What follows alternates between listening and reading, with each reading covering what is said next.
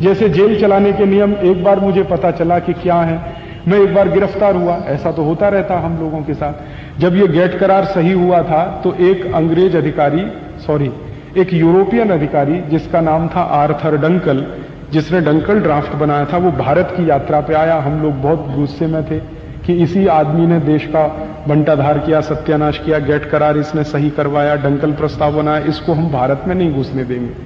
तो हमने दिल्ली एयरपोर्ट पे उसकी पिटाई की थी।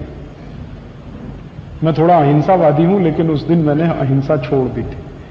आर्थर डंकल को हमने जूतों से पीटा था और एयरपोर्ट के लाउंज में पीटा था, पुलिस के सामने पीटा था, और उसको हमने भागने के लिए मजबूर कर दिया था। वो भागा था लाउंज से और रनवे पे दौड़ गया था।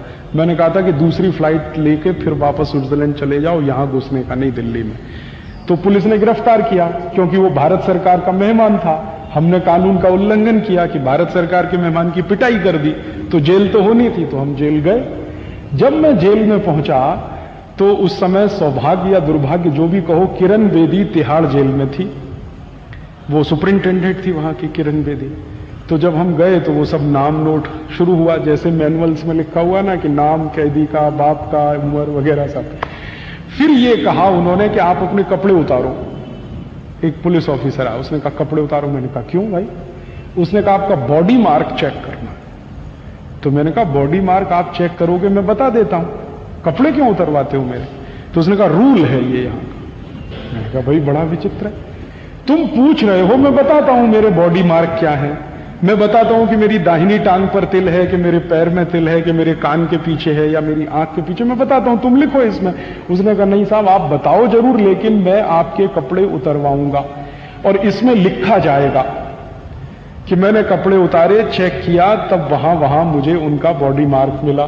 तो मैंने कहा मैं नहीं उतारूं तो उसने कहा कि मुश्किल हो जाएगी आपको भी मुझे भी। तो मैंने कहा मैं यहां आमरण अनशन पे बैठ जाऊं तो उसने कहा मेरी नौकरी चली जाएगी। मैंने कहा ये मेरा जो भारत देश में आजादी के बाद संविधान लागू होने के अंतर से मुझे जो मौलिक अधिकार मिला है वो आप अनहन कर रहे हैं उसका। तो उसने कहा भाई मौलिक अधिकार आप अपने बाजू में रखो, मुझे बॉडी मार्क चेक करना। तो फिर मेरी जब मुलाकात हुई किरण बेदी से तो मैंने उनको पूछा ये बॉडी मार्क क्यों चेक करते हैं? तो उन्होंने कहा वो 1860 में कानून बना था, अंग्रेजों ने तय किया था, तो तब से चला आ रहा बॉडी मार्क चेक। तो मैंने कहा मुझे वो मैनुअल पढ़ना है। तो उन्होंने कहा और क्या करोगे आप यहां आके, यही तो खुरापात करोगे, शांति से तो रहने नहीं दोगे। मैंने कहा आपने गलत आदमी को गिरफ्तार किया, अब आप मेरे जैसे आदमी को यहां रखेंगे तो कुछ तो सहन करना ही पड़ेगा आपको, नहीं तो मुझे रिहा कर दो आप। तो उन्होंने कहा वो तो जल्दी हो नहीं पाएगा। तो मैंने कहा मैनुअल्स मुझे देखने हैं कि ये 1860 में अंग्रेजों ने तय किया, तो क्यों तय किया? तो उसने बड़ी मेहनत की बेचारी ने, फिर वो लेके आई मैनुअल्स अगले दिन सवेरे। वो मैंने पढ़ा तो उसमें लिखा हुआ था कि भारत का कोई भी कैदी अंग्रेजी अधिकारी के लिए कैदी से ज्यादा गुलाम है और उसका अपमान होना ही चाहिए, इसलिए आपको कपड़े उतरवाने पड़ेंगे। बॉडी मार्क चेक करना कम महत्व की बात थी, आपका अपमान करना है वो महत्व की बात है। तो अंग्रेज अपमान करते थे हमारा क्योंकि हम उनके गुलाम हैं, तो गुलामों का अपमान कदम कदम होना ही चाहिए ये अंग्रेज मानते थे, नहीं तो गुलाम भड़क जाएगा। अंग्रेजों की थ्योरी थी कि जिनको आप गुलाम बनाते हैं हर कदम उनका अपमान करना आपका धर्म है, नहीं तो वो गुलाम आपके खिलाफ बगावत कर देगा। तो हर कदम उन्हें हमारा अपमान करना था, इसलिए उन्होंने बॉडी मार्क चेक करने का कानून बनाया। और हमारी ये मूर्ख सरकारें 54 साल में उस कानून को बदल नहीं पाई आज तक, वो आज भी है कानून।